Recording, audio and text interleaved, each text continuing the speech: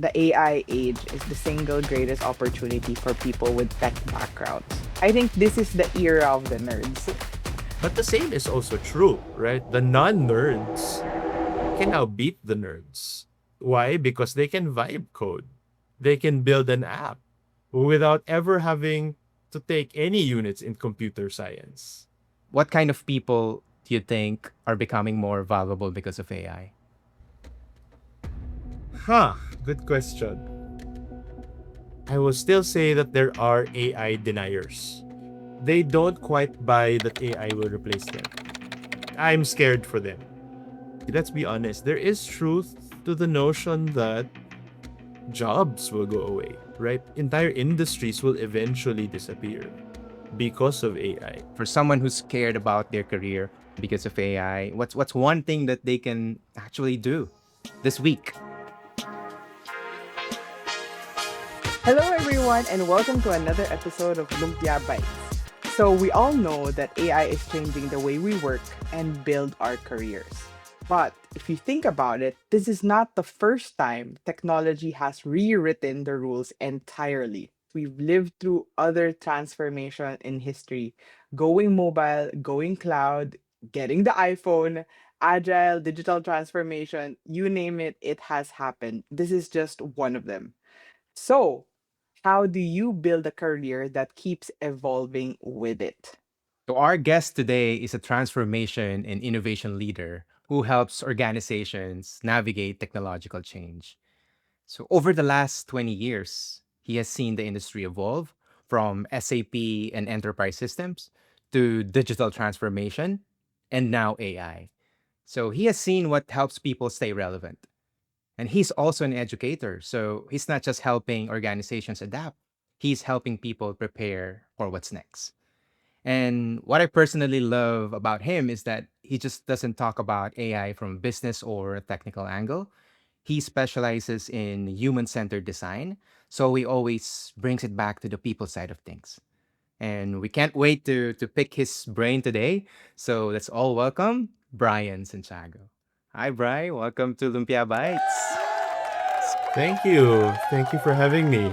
And bear with us, guys, because this is the first time that we're recording this on different time zones.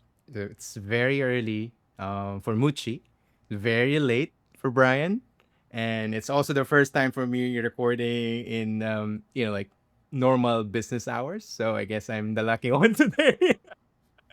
Usually we shoot like like evening my time or late evening my time. Anyway, to give our audience a little bit of context as well. Brian was one of the managers that Muchi and I work with during the early days of my career, right? For our careers. And personally for me, Brian was one of the two people who taught me the foundational knowledge on project management. Remember that, Brian, that sessions that you did with us, right? On PMP, the project management triangle, the concepts around it. I don't think I'm going to go deep project management career track, leading teams and taking certifications exam around project management without those interests, right? Without being interested, without those foundational knowledge Brian gave us. And if you look at his LinkedIn profile, which we're going to share in the description of the video, one thing that stood out to me, Brian, is it's always like transformation, it's always innovation and human-centered design. These are the things that we think that's really, really important in this age of AI. Brian was always the guy who observed everyone there and knew the training that he needed to deploy to the team because like okay, I know what these idiots need. Brian's always that guy. And that's his human centeredness because he would look at the team and say, okay, this bunch of new hires need a project management training. And he would always be the one to give them that. To give us that. So thank you very much for that. I didn't even remember running that, but now that you mention it, I think now I do. It's a recollection. Yeah, Anyway, yeah, yeah. For sure. so Brian, maybe we can get started with, tell us what are you up to these days, right? Tell us a little bit about your current role. What have you been working on recently? Yeah, I currently joined GCASH. So if you guys are familiar, the number one finance super app in the Philippines, used by 95 million Filipinos here in the country and abroad. And I'm currently with the business transformation solutions team. So we work with the merchants, the businesses. When you talk about GCash, you think about your e-wallet, you think about sending money to your friends, family, etc. But really, yeah, there you go.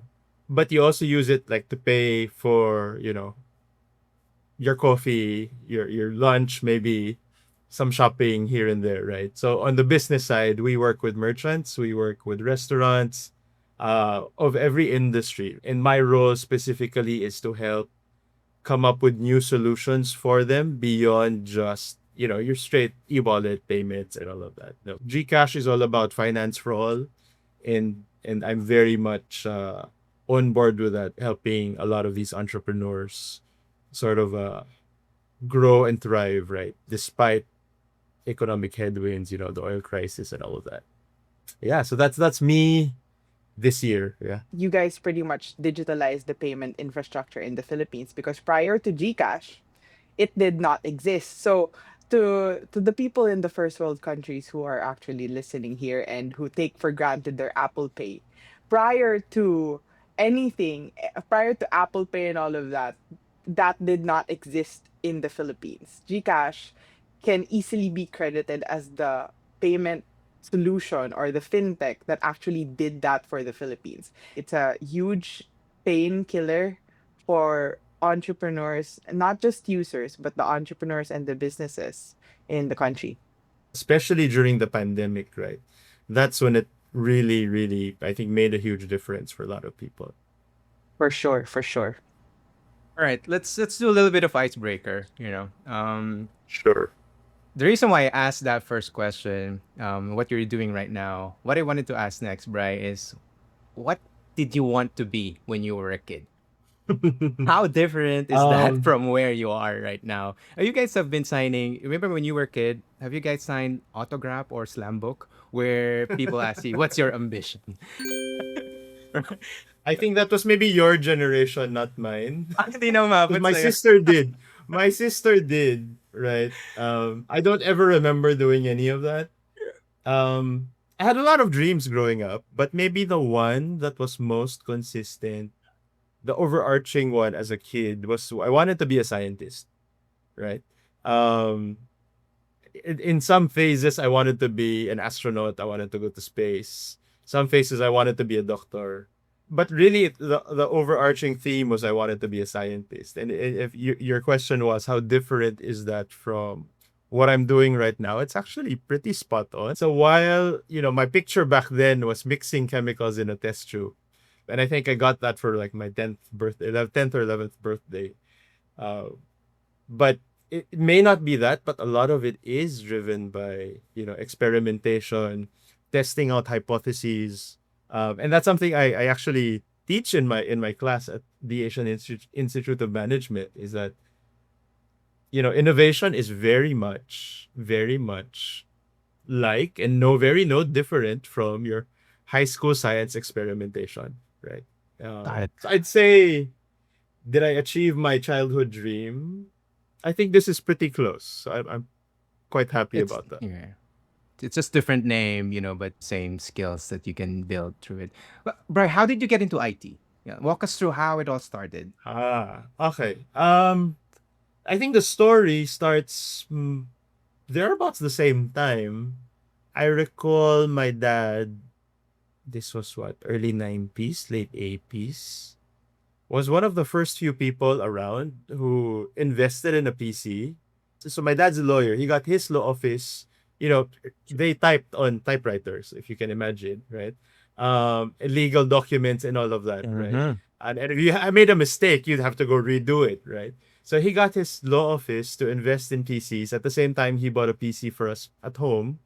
And that got me into like desktop publishing. We got a printer, but everything was black and white, or green and black, I should say, right? It was command prompt. We had floppy disks, the big 5-inch ones, and that got me into computers very early on. He got me into like programming, coding, database design. Can you imagine a 10-year-old figuring out databases, right? Not that I enjoyed that, right? It was really the desktop publishing. I got into graphic design, 3D animation, 3D modeling. And at some point, I actually thought, wouldn't it be great to have a career in 3D animation and design? But quickly I realized that it was a fun thing for me and I didn't want it to be a career. So when college application time came around, I was having a conversation with my parents. They said, and I said, I don't know what I want to do with my life. And my mom said, go be a doctor, right? And me, being the obedient son, said, okay. But day one, biology, BS biology in the Ateneo, I sit in class, my first botany class, it dawned on me, this is not the future I wanted for myself. So I think that was maybe a Monday. By Friday, I spoke to my advisor and I said, ma'am, how do I shift out? Her face fell. And she was so disappointed. Like, why? Why do you want to shift? And I was like, I'm gonna spend 4 years in biology, another, I don't know, 4, 5, 6, 7, maybe more years in med school. I can't imagine myself investing that much time in something I really didn't want or love or care for, right? So I shifted to MIS, right? And that's what got me into IP, right? And what's, I will say, great. I don't know if this is, if people still think this way, right? What's great about MIS was that it was a bit of CS, right? Computer science, coding, and all of that. It was a bit of management, but I think the core skill was really project management. And that was the one true core skill that I took into my career and up until today, right? Everything is a project, everything you manage with that mindset. No? Even if you think, now it's all agile, obviously, or maybe not all agile, but even as you think about agile, it's still at the end of the day delivering something, delivering a project with a timeline, with a scope, with resources, right? That's how I got into IT.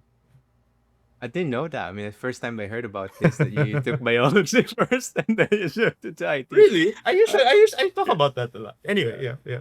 I'm trying to imagine a Dr. Brian, and I'm not sure. I'm glad that you went into tech, is what I can say.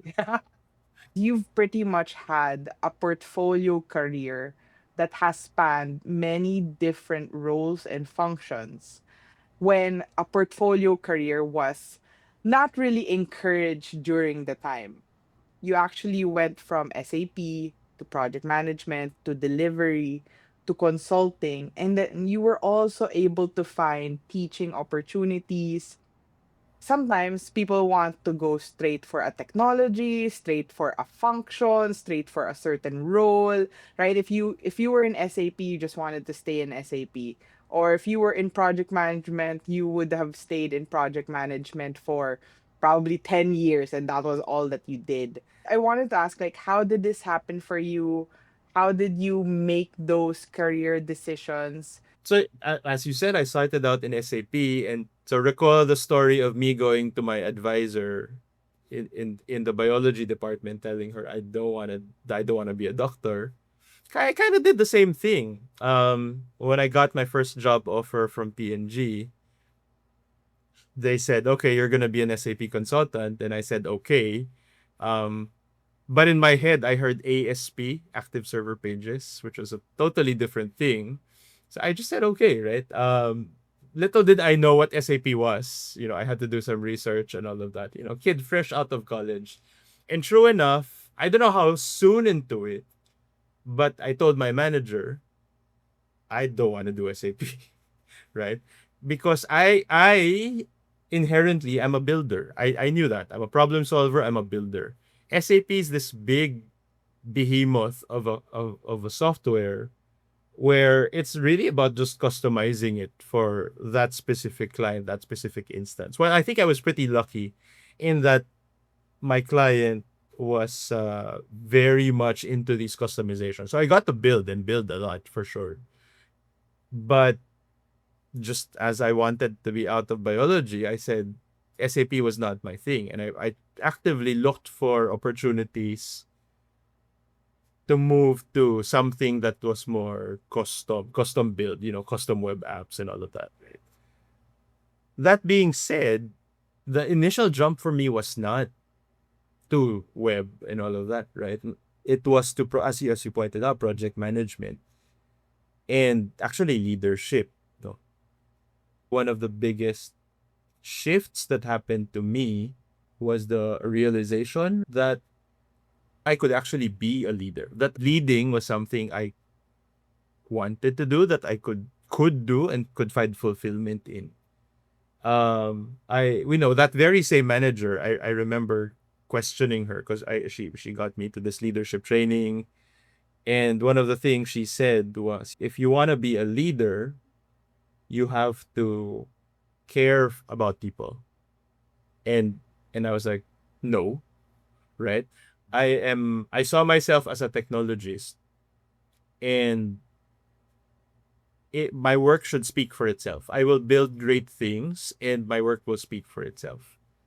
But she was far more wise than I was. Through her and several of my other mentors and managers in HP, they unlocked in me this ability to actually lead, not just manage projects, right? Uh, and actually even care for people and care about their growth and them as individuals and as human beings beyond the technology.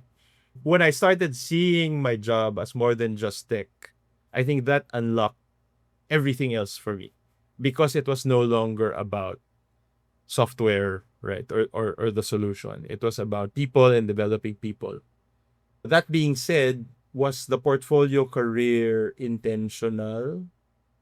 To be honest, I don't think so. Part of maybe the immaturity was that my philosophy back then was to just go with the flow. If an opportunity came and if I liked it, I would take it, right? Versus today, where there is a lot more intention. I guess it's maturity, right? It comes with age, that you know what you like, what you don't like, where you can really thrive, where you can really create value, where it's about, yes, your passions, but more importantly, that it makes sense for the business, it makes sense for your family and all of that. So now I'm a lot more intentional, right? Every career move is deliberated upon with the context of my own skills, where I want to go, where I see myself 10, 20, 30 years from now, what that means for the family, what that means for my kids, what that means for my wife. That mindset did not exist back in the early 2000s, right? When I was just going, yeah, okay, yes to this, yes to that, no, yes to this, yes to that, right? Is that something I'd recommend? I don't know. Did it turn out great? Very much so, right? In God's own design and the universe's own design, right? I would not have landed in my role today had it not been for the very strange intersection of technology, of business, innovation, of transformation, of all these many different businesses, industries that I've been in and consulted for. I would not have been able to see my current role as what it is for myself, right? And actually really have fun doing it. Just FYI to everybody listening, during the early 2000s or 2006, I think, or 2009, when I first met Brian, it wasn't popular to be jumping roles. It wasn't popular to be jumping companies. But now in 2026, and now that I've moved to a different country, particularly Silicon Valley, career coaches here, when they look at your resume and you stayed for a job for like 15, 20 years, people or companies might view that as stagnation, that you weren't growing. And when we were reviewing like a lot of different Silicon Valley resumes, like just go to OpenAI, go to Anthropic and look at their resume. People here are staying in their jobs for about 1 or 2 years, and that's normal. And nowadays, even in the Philippines, kids are jumping jobs like 2 years, 2 years. Not saying that it's right. I'm not saying that it's wrong, but I'm saying that you did this before it was popular. One is not better than the other, right? I mean, to be fair, I stayed in HP for close to 15 years. But what was great about HP was that there were so many opportunities within the company. We were like Fortune 11 at the time, right? If you want to go deep into something, the opportunity is there, right? And that's a very different mindset. Exactly to your point, the people, the senior people in my space, especially if you think about SAP, um, these guys were, 20, 25 years doing what they were doing, and they were really building expertise. There's a cost to moving around a lot, especially if you're talking about moving, shifting companies, because, the first 6 months, you're really just adjusting. And if by the sixth month, you're already looking for the next opportunity, sometimes you might ask yourself, did you actually make a contribution, or did you create value in that organization? So I'm not all for moving. I'm not here to say, move around a lot or stay in one place a lot. Let's face it, employment is, it's a, I don't want to call it a transaction, but it's a relationship between an employer and an employee, right? um as opposed to maybe a startup founder, right? An entrepreneur where you're really working for yourself, but you might have employees under you, right? And so in that exchange, I hope that, the principle that people go with is that you are creating value together, right? And that you are growing yourself. And if you are stagnating, by all means, right? If you're not getting the right support, if it's not the right culture for you, by all means, right? At the same time, if you have a plan, if you have a destination, right? I think this is what's very different about my wife and I. I think my wife is very much, this is the goal. How do I get to the goal? She has a plan, all the time, every time, and we're very different that way. At least back in the day, right? I'd like to think, or I hope I'm being more intentional today. But yeah, I think that the principle behind it is create value, or both ways, right? To the Gen Zs and the millennials out there, it's not just job hopping because you're bored or you don't like your boss or don't like the company.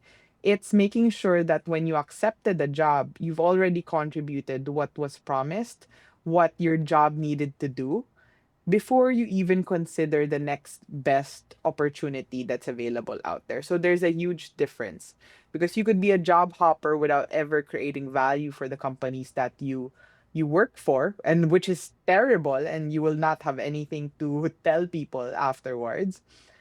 Or you could be a portfolio career builder, in which case you would have concrete results and output for the teams and the companies that you work with and work for. In which case you would have friends, networks, and colleagues who would gladly give you testimonials on LinkedIn. What was your biggest career bet that actually helped you to get there?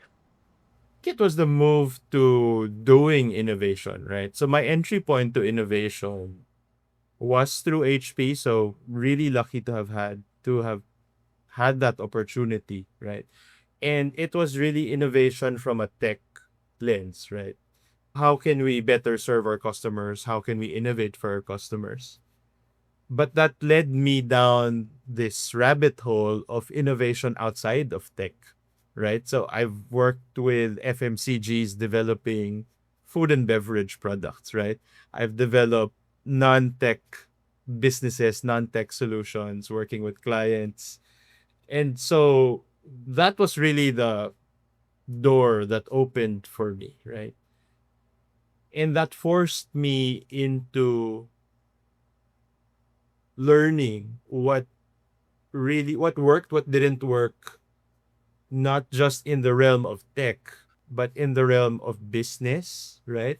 Thinking about profitability, right? Your margins, right? Your costs, but also in the world of consumers.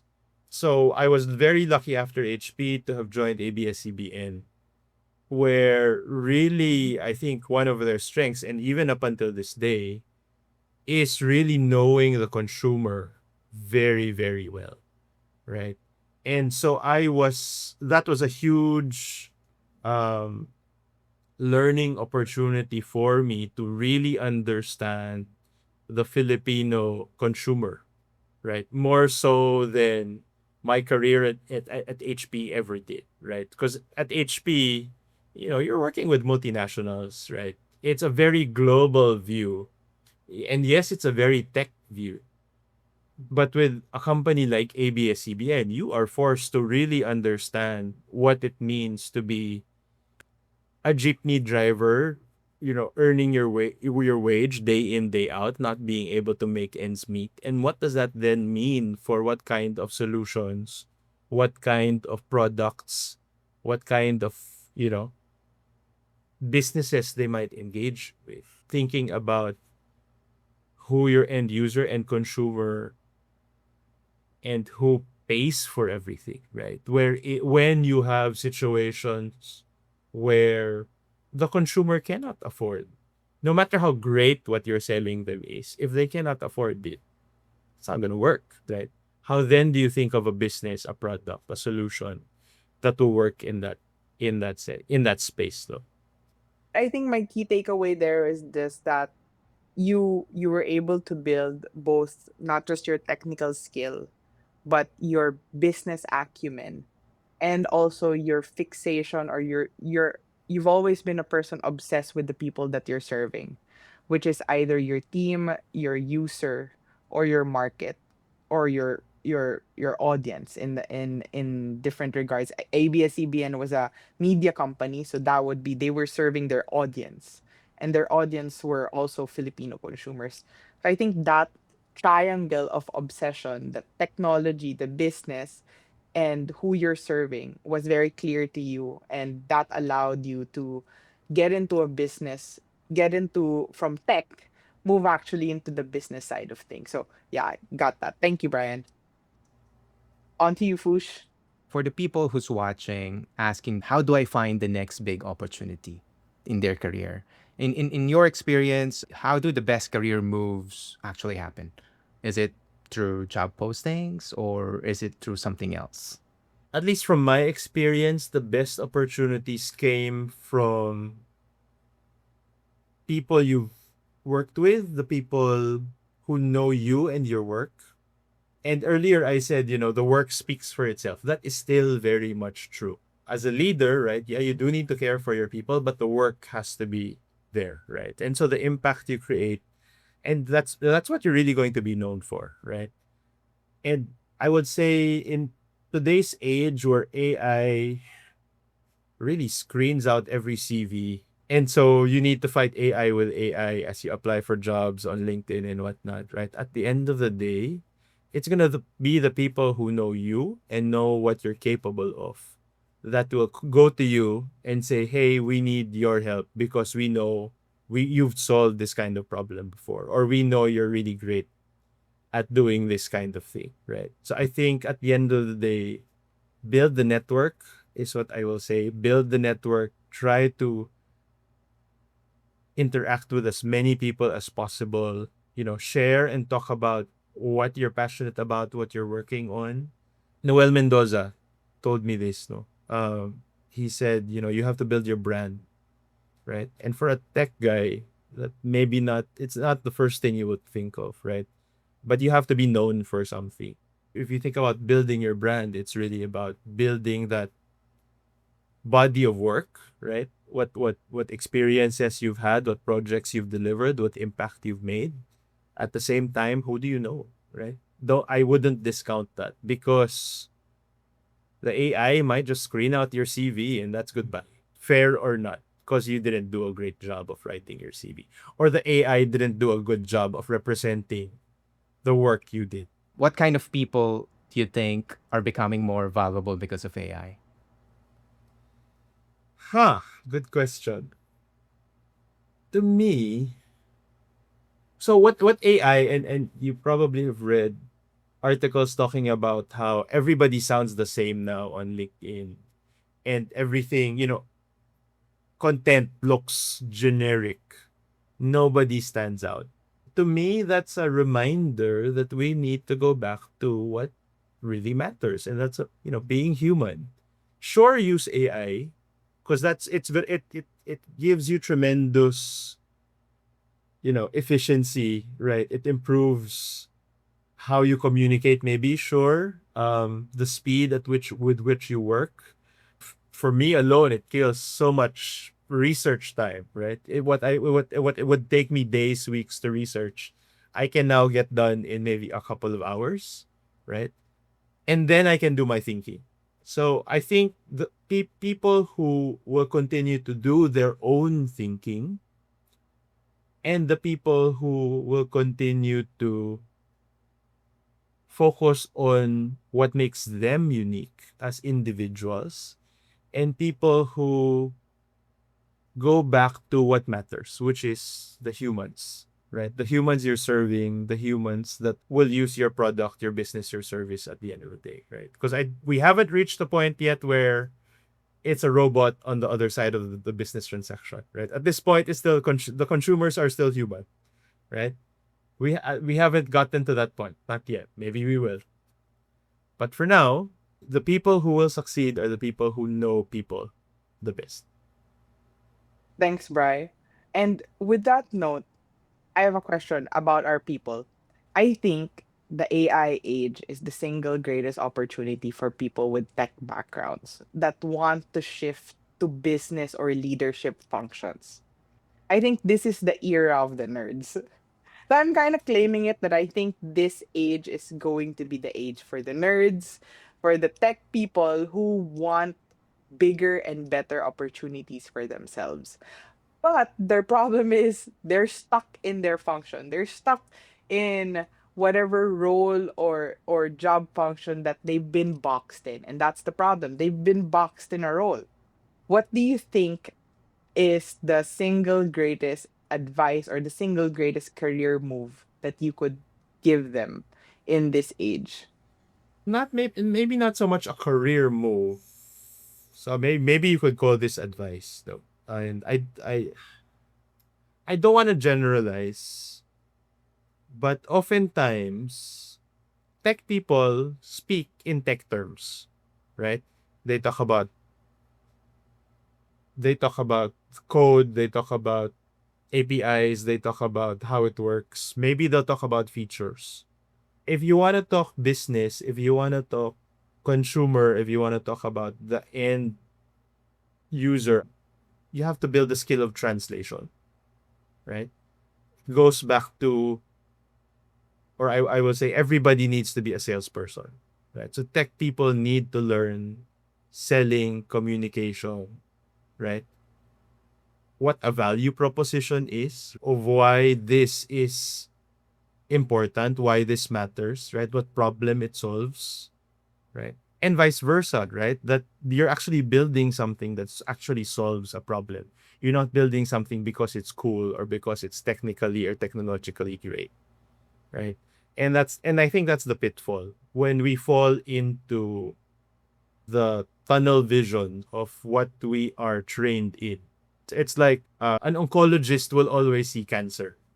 A surgeon, so my father-in-law is a surgeon, and he would, if I recall, before my wife and I were married, and I made the mistake of saying something hurts, and he would joke to me, let's go cut you up. Tara, hiwain na natin yan. And I'm like terrified, right? But it's a joke, right? But it to me, it speaks very much of the blinders we have, right? Regardless, right? This is not just true for technologists, it's true for everybody. We're trained in one thing and we see the world in that lens. And for technologists, you need to go outside, right? The frame of reference that you know. And to your point, Muchi, I think the reverse is also true, right? When you talk about it's the age of the nerds, sure, now AI can help you make that translation to help bridge for you, or at least learn how you can start bridging the great thing that you're building and communicate the value of that. But the same is also true, right? The non nerds can now beat the nerds. Why? Because they can vibe code, right? They can build an app, without ever having to take any units in computer science, right? If you look under the hood, maybe the code isn't as clean, isn't as great because the AI was, didn't do any code reviews and whatnot. But it's a starting point, right? And I'm sure the technology will improve. So it's AI is a great leveler, right? And it's there for us to fill in the things we may not be great at yet. So while you're building that skill, or you use it to build that extra skill, whether that's communication, whether that's business acumen, whether it's the tech, right?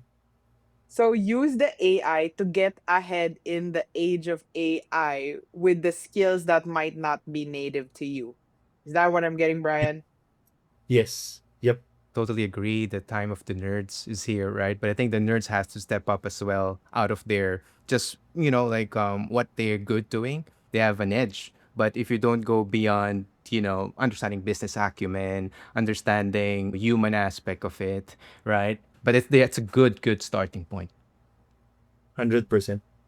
As a, as an advocate for my fellow nerds and as an encourager, I just wanted to take what Brian said as a permission to also volunteer for opportunities that challenge you or scare you. Because I think what Brian has been able to do really, and what I really admire, is to take risks and to put yourself out there and actually get the opportunities. Because as Brian said, if you don't get them, if you don't step up, if you don't take that challenge, as also what G mentioned, somebody else is gonna take that. Brian, I know you're also an educator. You teach part time in AIM. What are you getting from students? What's the common misconceptions that you think that students walk away in your class? Are they excited on AI? What's the general feedback that you're getting from students about AI? It's super interesting because I've been teaching for 5 years now, and one of the classes I teach has been the exact same class. And the students who went through that class back in 2021 versus the students who go through that class in 2026 are radically different. Why? Because they have AI built into just how they're attacking the exercises and the problems and the simulations that we do in class. So much so that you see the value created in that they're so much faster, right? When before it was, you had a set amount of time for the activity or for the exercise, and it was crunch time all the time, and they'd never finish. Now they're done in like 5 minutes, and then they can go deeper into the discussion and talk about things. That being said, right, I think there's ways to go in terms of thinking about AI, for value creation in the organization, right? People still see it as I can write an email, I can summarize a meeting, I can make an image. Still very utilitarian, right?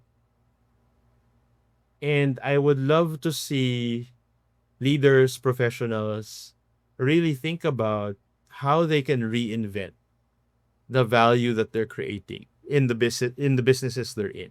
At the same time, I will still say that there are AI deniers, meaning they don't quite buy that AI will replace them, and I'm scared for them, right?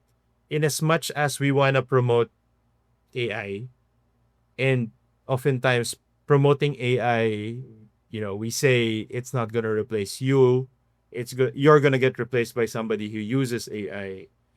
Let's be honest. There is truth that to the notion that jobs will go away, right? Entire industries will eventually disappear because of AI, right? So we need to reinvent ourselves.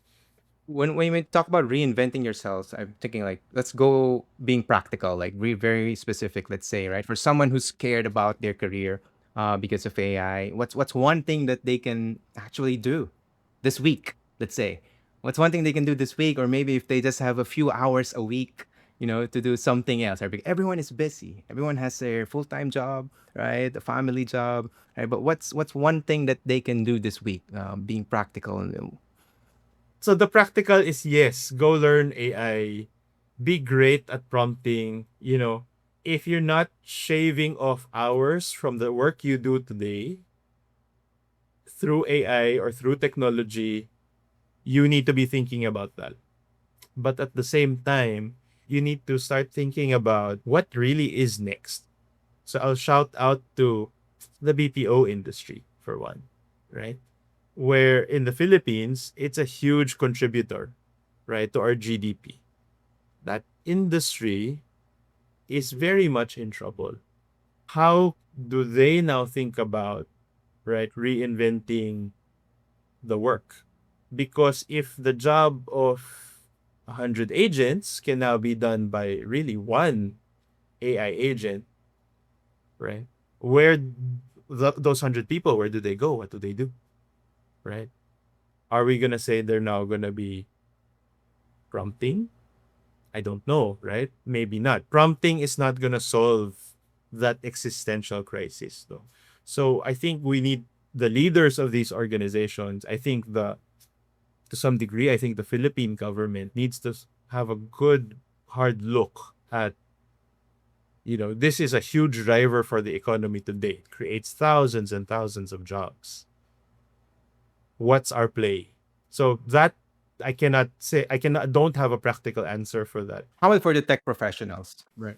What you can do today is start learning the skills, right? And start thinking about maybe what's next for me. If this job goes away, what else do I have to offer, right? And maybe, this is a maybe, right? I don't want to be doom and gloom, but I think what makes us great in the BPO sector, in the call center space, as Filipinos, is that we are a naturally caring people, right? And if you think about where then can you translate that care, right? That's maybe not so under threat by AI.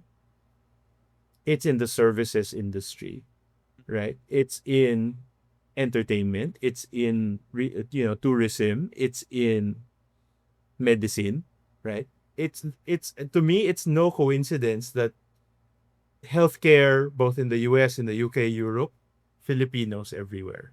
Is nursing gonna go away because of AI? I don't think so. People will need to take care of people, right? When you go on vacation, is that gonna be replaced by AI? I don't think so. People need to take care of people, right? And what's to me interesting, and I guess this happened over the pandemic.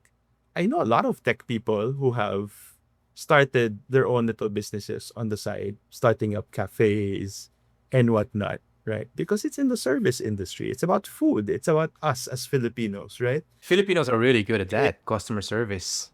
Like exactly, right? And people crave for that experience, right? So maybe, we at some point we need to accept this entire industry is going to go away. Maybe, right? Not 100%. You will need people to take care of people. I believe that. So even in customer service, there is space for people, right? Even if you say that the AI becomes really, really awesome at the empathy and the problem solving and all of that. But start thinking about what else do I have? What other skills do I have? Right? What else am I passionate about?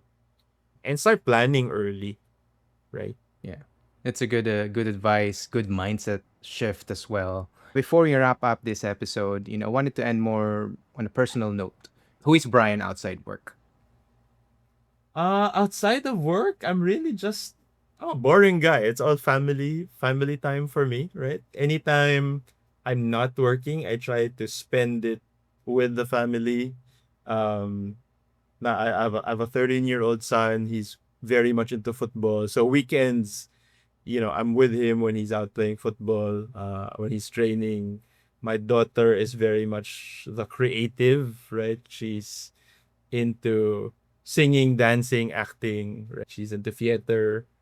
She's starting to write her own songs. And we are on that journey. So we've actually talking about AI, where I've introduced some AI tools to her so that she can, arrange the music, she writes the lyrics, and then it comes out like a real pop song. Well, that's not boring, right? Having two kids, I don't think there's a never a dull moment. True, true, true. I'm not out Uh, rock climbing or whatever. It's just time with the kids, the family. I think But children are an endless problem solving exercise. sure, As a person sure, with no children. sure, sure. I can agree to that. Yep, yep. you're a parent, you work in tech, and you see all of this up close, right? What are you telling your kids about their future? Yeah, I wouldn't want to have ended on that doom and gloom note. Um, it's something I talk to my kids a lot about. No, because as I watch them grow and study and you know discover their interests and hobbies, one of the big,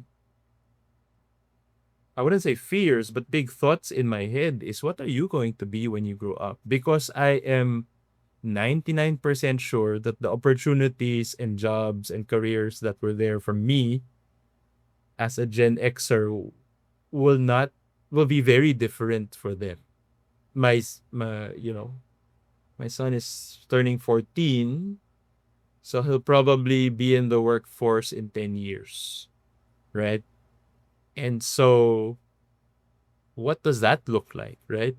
I was saying my daughter is very much into the creative side. And if you think about it, when we were kids, I don't know for you guys, but when I was a kid, if your kid said they wanted to be an actor or an actress, the parent would go nuts and say, really push their kid to go into, you know, business, medicine, the law, what these tried and tested careers. And now I see my daughter and she tells me she wants to be a singer, a songwriter, a dancer, a theater actress. I'd say go for it because that's a job that the AI will not take away. While it is trying, right? I saw this dancing. Somebody made a video of this lady dancing, and they were proud to say that this video was made by AI. And I'm like, um, it's not the same, It's right? not the same. Seeing a live performance of your favorite play like Hamilton or The Lion King, right? Am I gonna watch the AI equivalent of that? I don't think so. Maybe it's gonna be a nice novelty here and there, but humans, I think we will crave for the connection, the self-expression, being able to relate to one another, being able to connect with one another, and that only comes in the form of art, right? And so yeah, I'm all for my daughter saying she wants to be an actress. Sure, right? Um and so yeah, I push them to explore all the creative avenues that are out there. I don't know if you've seen this statistic. They were saying like 60% of, was it, US CEOs actually have a liberal arts background. One third of Fortune 500 CEOs have a liberal arts background. Even here locally in the Philippines, the successors, no, you have Ana Aboitis Delgado, CEO of Union Bank. I think she graduated with art history. She's a Yep. banker, art Mhm. history, right? A banker in one of the most maybe technologically progressive banks in the Philippines, right? You have Mariana Zobel de Ayala, right? Who was philosophy, if I'm not mistaken. I could be, but I'm not quite sure about the course, but for sure, she took up something in humanities and the liberal arts, And I right? know Muchi mentioned this in our last catch up, right? That a lot of big tech companies here, AI companies, are been hiring a lot of humanities people, liberal arts, philosophies. So, yeah. Literature, Yes. philosophies. I mean, the CEO of Anthropic is a literature graduate. Can you imagine telling your parents, "Mom, I want to take literature"? You must be a really loving and supportive parent. You're probably not an Asian parent that would say that, okay, sure, take AB Lit and I will support you on that. But now even Google is hiring a lot of like liberal arts and Bachelor of the Arts Philosophy. Yeah. graduates. Yeah, philosophy. Yeah. Because now AI evaluations, if you don't have the eye for good AI output or good AI philosophy or good AI constitution or evaluation and all of that, that is a liberal arts degree. A tech person will tell you the tech side, but a liberal arts person will be able to say, oh, this is good because they have all of those mental models in their brain. Right. It's about reasoning, right? Critical thinking, and the taste, Mm-hmm. right? And is Yep. this good or bad? That decision making, and it's not Yep. like 1 + 1 = 2. It's right. Yeah. So Yep. So anyway, be as well rounded as you can be is my message to my kids, right? In the same vein, take off your blinders. Being great at one thing is great, but if you can, to your point, Muchi, maybe I will agree with you here. If you can expose yourself to a portfolio of things, then you're bulletproof. Then you cannot be made obsolete by technology, AI or otherwise.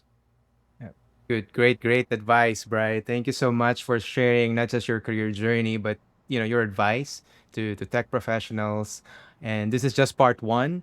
Part two, we're going to deep dive into AI transformation, the AI FOMO within companies. So if you're a leader watching, make sure you don't miss our second part of the conversation with Brian. Bri, thank you so much. We'll see you in the next one. Thank you.